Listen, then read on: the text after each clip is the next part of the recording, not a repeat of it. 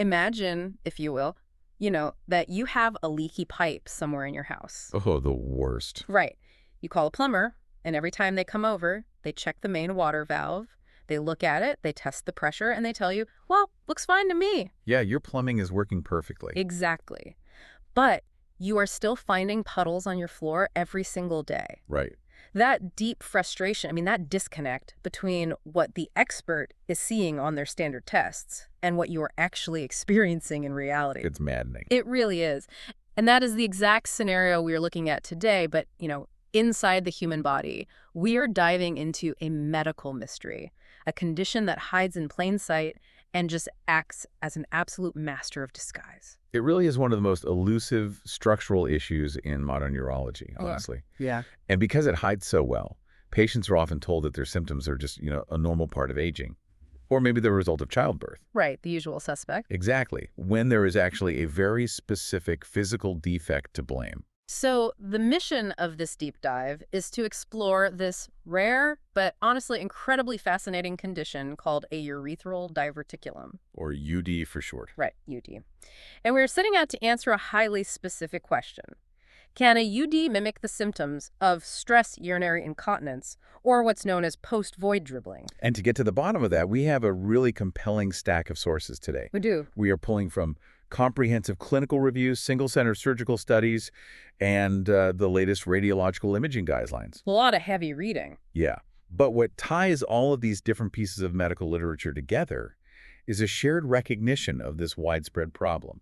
Basically, the massive misdiagnosis when it comes to women's pelvic health. So if we are going to understand how this condition tricks both patients and doctors for years on end, we first need to visualize what this hidden pocket actually is. Right, the anatomy. Yeah. The medical literature defines a female urethral diverticulum as a rare, benign, epithelium-lined outpouching. Which is a mouthful. It really is. But let's bring that down to earth for a second. We are essentially talking about a small sac, right? Like a pocket that forms off the side of the urethra. Yeah, and it's located in a very specific, really tight anatomical space. Okay. It forms between the periurethral fibromuscular layer and the anterior vaginal wall. So if we are mapping this out for you, we are talking about the tissue sitting right between the main tube where urine exits the body and the front wall of the birth canal. Exactly. That doesn't seem like there's a lot of spare room in there for a rogue pocket to just suddenly appear. There isn't, which is a huge part of why it causes so much trouble. Yeah. It is an anatomical detour that just shouldn't be there. I always try to visualize these fluid dynamics. It sounds almost like a pothole on a road. Right. Or maybe like a side pocket on a really fast-moving water slide. When the fluid rushes by down the main tube, this little extra pocket off to the side just inevitably catches some of the water. That is actually a highly accurate way to picture the mechanics. Oh, good. But understanding that it acts like a side pocket naturally brings up the question of, well, where do these pockets come from in the first place? Right, like how do you get a pothole in your urethra? Well, the sources note that a very small fraction might be congenital, meaning, a person is simply born with a small structural anomaly. Okay. But the vast majority of these diverticula are acquired over time. They typically originate from the periurethral glands, which are also known as Skene's glands. Skene's glands. So these are tiny glands that sit right alongside the urethra. Right. How does a microscopic gland turn into a literal pothole that catches urine? The mechanism usually starts with a cycle of chronic inflammation. So a person might have repeated urinary tract infections or maybe an obstruction in the tiny duct of one of these glands. So it gets clogged. Yeah, the gland gets blocked, fluid builds up behind that blockage, and it turns into a cyst.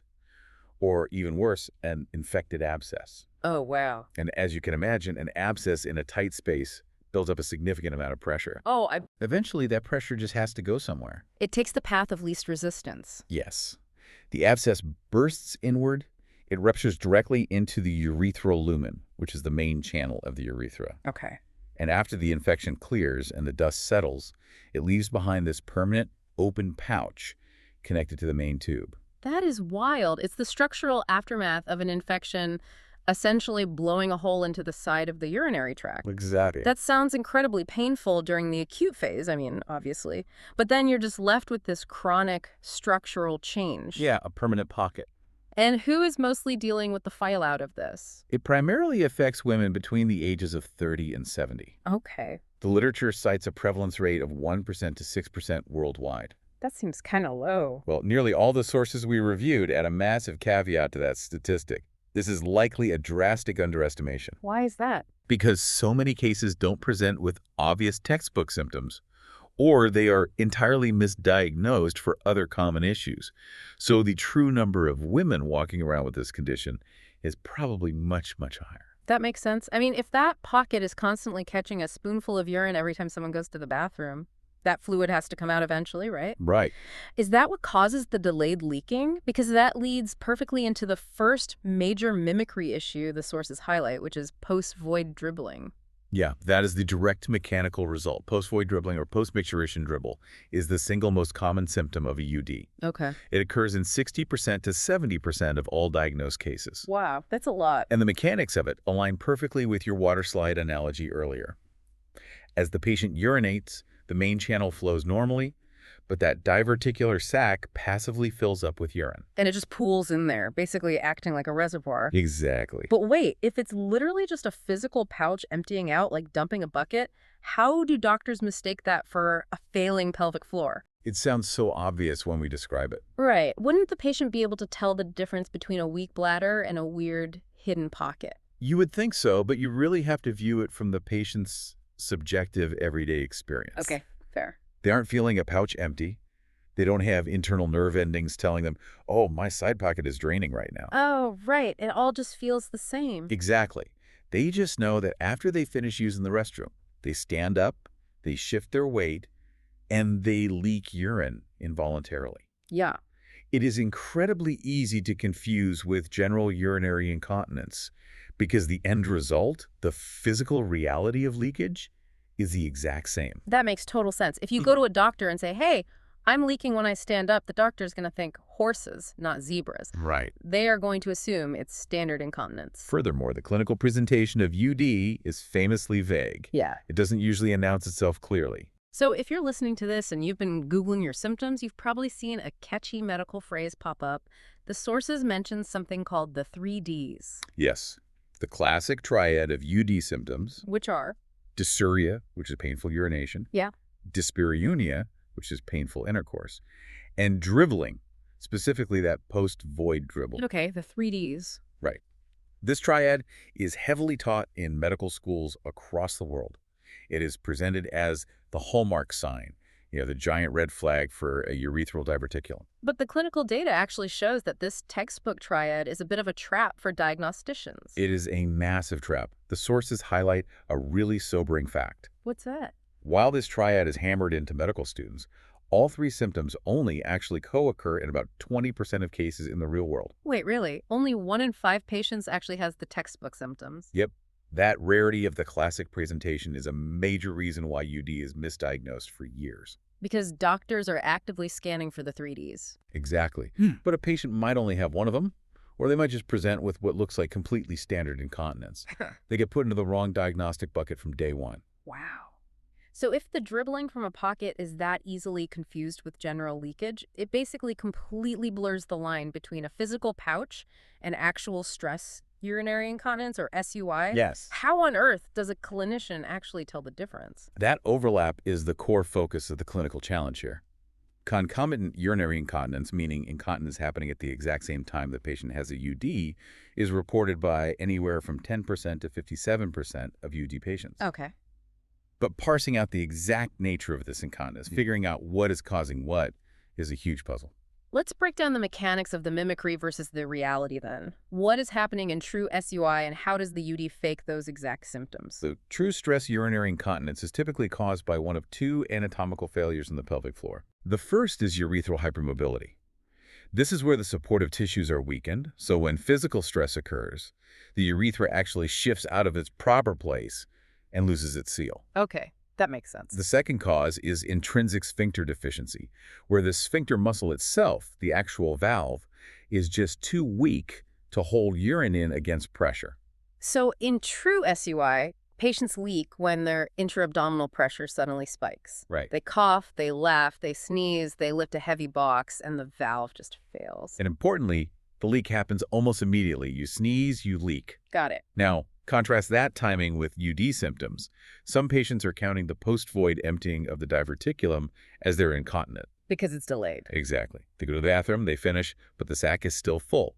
10 minutes later, they might cough, which compresses the sac, squeezing the trapped urine out. Oh, wow. Or they might not cough at all. They might just walk around, and the simple shifting of the surrounding tissues mechanically squeezes the pouch like a sponge. So it's not necessarily tied to a sudden failure of the valve at all. Right. It's literally just gravity and movement emptying a reservoir that shouldn't be there. Exactly. But if a patient just walks into a clinic and says, "I leak when I walk," a doctor can't possibly tell the difference based on that conversation alone. They can't, which is why we have to move beyond basic physical exams. Mm. One of the sources, a really detailed study on the role of urodynamics, brings up videodynamic studies, or VUDS. VUDS. Okay. Yeah, this combines traditional pressure flow studies, which measure the strength of the bladder and sphincter, with fluoroscopy. What is that? It's basically an X-ray video of the bladder and urethra in real-time action. Oh, so they fill the bladder with a contrast fluid and actually watch the mechanics of the leak as it happens on a screen? Yes, and the findings from these studies are really eye-opening. I bet. In one particular study, 60% of the UD patients presented to the clinic complaining of symptoms of SUI. Mm-hmm. They sincerely believed they had stress leakage. Right, because of the dribbling. But when the clinicians actually ran the urodynamic testing and watched the fluid dynamics on video, it proved that only 15% of those patients had true urodynamically proven SUI. That is wild. So the urethral diverticulum was faking out the SUI diagnosis 45% of the time. Yes, The valve was actually perfectly fine. It was just the pocket emptying itself out. exactly. But it gets even more complex than just faking the symptoms. Oh. The sources introduce a fascinating twist in the surgical data, which is the disappearing SUI. Disappearing SUI. Yeah, even in cases where true SUI is verified, meaning the valve actually is failing alongside the presence of the diverticulum, that incontinence often completely disappears after the UD is surgically removed. Wait, really? Yes, we're talking spontaneous resolution in 50% to 100% of those patients. Wait, how does removing a side pocket suddenly strengthen a weak sphincter valve? That sounds like, I don't know, fixing a broken window by painting the front door. It's due to a phenomenon we call the mass effect. Okay, the mass effect. Right. A large diverticulum isn't just empty space.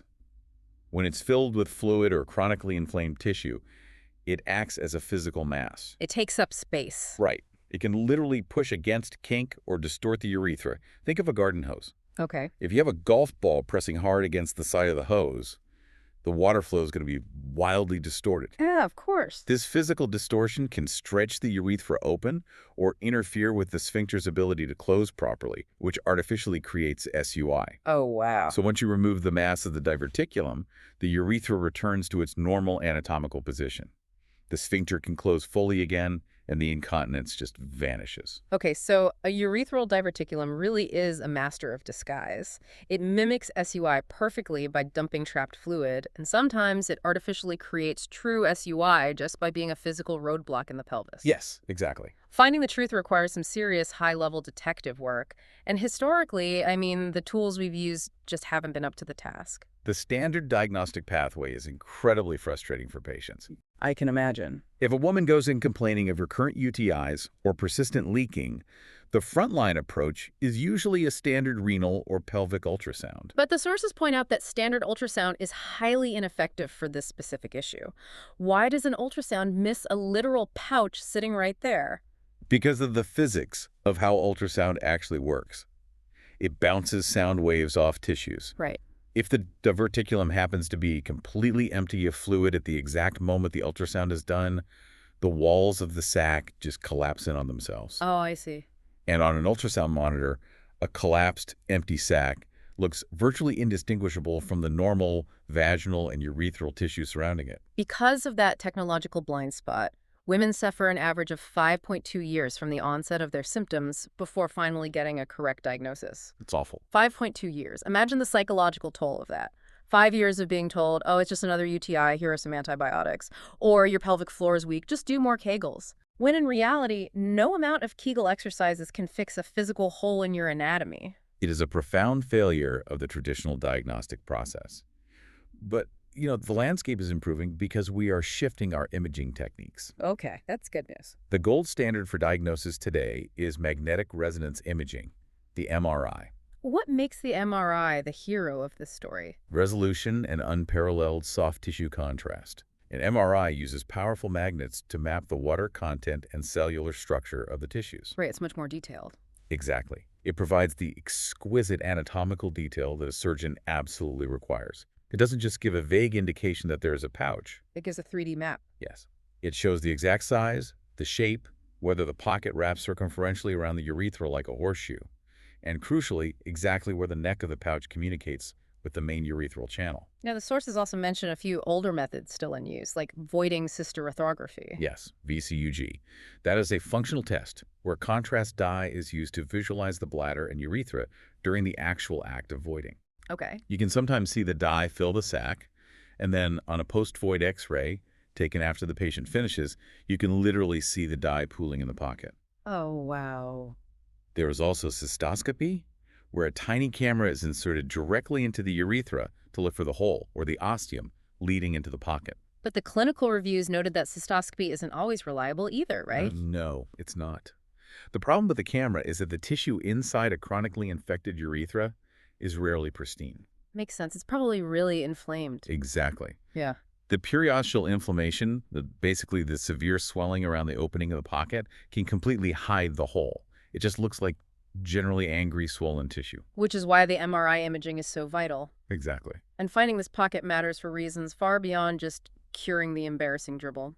A stagnant pool of bodily fluid sitting inside the body for years is never a good thing. No, it creates a perfect storm for complications.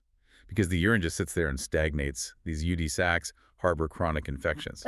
About 10% of cases will actually develop stones or calculi right inside the diverticulum. Much like kidney stones, but, in the urethra. Oh, that sounds awful. And while the literature emphasizes that it is very rare, the chronic, decades-long inflammation can lead to malignancies. Cancer. Yes, a specific type of cancer called adenocarcinoma can actually develop within the glandular lining of the sac itself. Okay, so the stakes are obviously high, and the logical next step seems straightforward. Once the MRI spots this hidden pocket, the surgeon just goes in and cuts it out. Problem solved. You would think so. But digging into these surgical studies, the treatment phase has a really paradoxical twist that patients absolutely need to know about. Yeah, the definitive treatment is a transvaginal diverticulectomy. Okay. This is the delicate surgical excision, basically the complete removal of the sac through the vaginal wall. Right. For diverticula that are very distal, meaning they are located right at the exit of the urethra, a different procedure called marsupialization might be used. What does that do? This essentially opens the pouch up permanently, so it becomes part of the vaginal wall and can no longer trap fluid. Okay.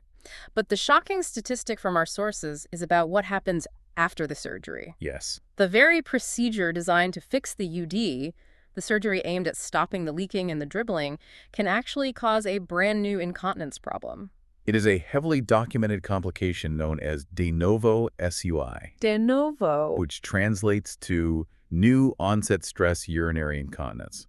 It occurs in anywhere from 1.7% to an astonishing 33% of patients post-surgery. Wait, up to a third of patients might wake up from a successful surgery to fix their leaking, only to find they have an entirely new kind of leaking. Unfortunately, yes. How does the surgery cause that? It comes back to how intimately connected all these structures are. The diverticulum is often adhered tightly to the urethra and the vital surrounding support structures. Okay. Dissecting a large diverticulum requires extensive tissue separation. The surgeon is literally scraping an inflamed sac off the crucial sphincter muscle. Oh, wow, that sounds really delicate. It is. During this highly delicate process, it is possible to inadvertently damage the nerve endings supplying the sphincter mechanism, or to physically weaken the anatomical hammock that supports the bladder neck. It's exactly like trying to fix a massive pothole. You dig out all the damaged asphalt, but in doing so, you might accidentally undermine the dirt foundation of the road itself. That is a perfect analogy, and this creates an incredibly complex dilemma for the surgical team. Right. If you know that cutting out the UD might cause stress incontinence by weakening the pelvic floor, do you preemptively treat the SUI during the exact same operation? Right. The sources dive deep into this medical debate about concomitant versus staged anti-incontinence surgery. Exactly. Should a surgeon place a pubovaginal sling, which for those who don't know is a piece of mesh or tissue used to support the urethra and physically stop SUI at the exact same time they are cutting out the diverticulum? It is a fiercely heated debate in the urological community. On one hand, doing both procedures at once saves the patient from having to undergo a second surgery and a second recovery period. Which is a huge plus. But we have to remember the mass effect twist we discussed earlier. Right, the disappearing SUI. Pre-existing SUI often resolves in 50% to 100% of patients just from removing the physical mass of the UD because the hose is no longer being kinked. Exactly. Because of that high resolution rate, the current consensus leans heavily toward a staged approach. Okay. Surgeons perform the diverticulectomy, they close the tissue, and then they wait. For how long? They wait 6 to 8 months to allow the inflammation to subside, to see how the tissues heal, and to see if the patient actually still has any incontinence once the anatomy settles. That makes perfect logical sense. You absolutely do not want to implant a sling if the patient's incontinence was just being faked by the mass effect of the pocket. Right. Staged surgery avoids unnecessary medical interventions. Furthermore, placing foreign material like a synthetic sling into an area where you just excised a chronically infected diverticulum carries a massive risk. Or risk of infection. Yes, a significant risk of the sling itself becoming infected or eroding into the urethra. So surgical patience is often the safest clinical path. It's a remarkably delicate balancing act to ensure the cure isn't worse than the disease. Fixing a urethral diverticulum requires not just technical surgical skill, but a deep, holistic understanding of fluid dynamics and how all these pelvic floor mechanisms interact with one another. Totally. It requires looking at the entire pelvic system rather than just zooming in on the isolated anatomical defect. So if you take nothing else away from this deep dive, remember that a urethral diverticulum is the ultimate example of why persistent physical symptoms should never be brushed aside. Never. If you are experiencing post-void dribbling or what seems like stubborn stress incontinence that refuses to respond to standard treatments like Kegels or medication, it shouldn't just be dismissed as normal aging. Definitely not. The human body is incredibly complex, and it has the capacity to develop these hidden structural pockets that perfectly mimic other much more common conditions. This is exactly where being an informed patient becomes your greatest asset. Knowing that symptoms of incontinence can stem from a hidden anatomical pouch rather than just a generalized weak pelvic floor gives you agency. It really does. It equips you to ask the right targeted questions. If the standard treatments aren't moving the needle, you now have the specific knowledge to ask your doctor, hey, could this be structural? Should we look past the ultrasound and consider an MRI or a video dynamics study? Advocacy in your own healthcare often starts with simply knowing what is physically possible inside your own body. Completely agree. It's about having the vocabulary to push for the right diagnostic tools so you don't spend 5 years waiting for an answer to a fixable problem. And we want to leave you with one final, slightly provocative thought to ponder today as we wrap up. Okay. Consider the sheer evolutionary oddity of the female periurethral glands, the Skene's glands, where all of this begins. They really are a truly fascinating structural quirk of human anatomy. They are. These are tiny, highly obscure structures. In fact, anatomists and evolutionary biologists are still actively debating what their primary biological function even is. Right. Some suggest they provide lubrication, others suggest antimicrobial properties, but there is no universal consensus. It's still a mystery. Yet these almost invisible, highly debated glands have the power to become blocked, to balloon out, to completely reroute the urinary tract, and ultimately to dictate a person's entire daily comfort and quality of life. It really makes you think. It is a profoundly humbling reminder that inside the complex machine of the human body, the most microscopic, overlooked structures have the power to completely rewrite our macro, everyday reality. Something to think about the next time you assume a small problem can't cause a massive disruption.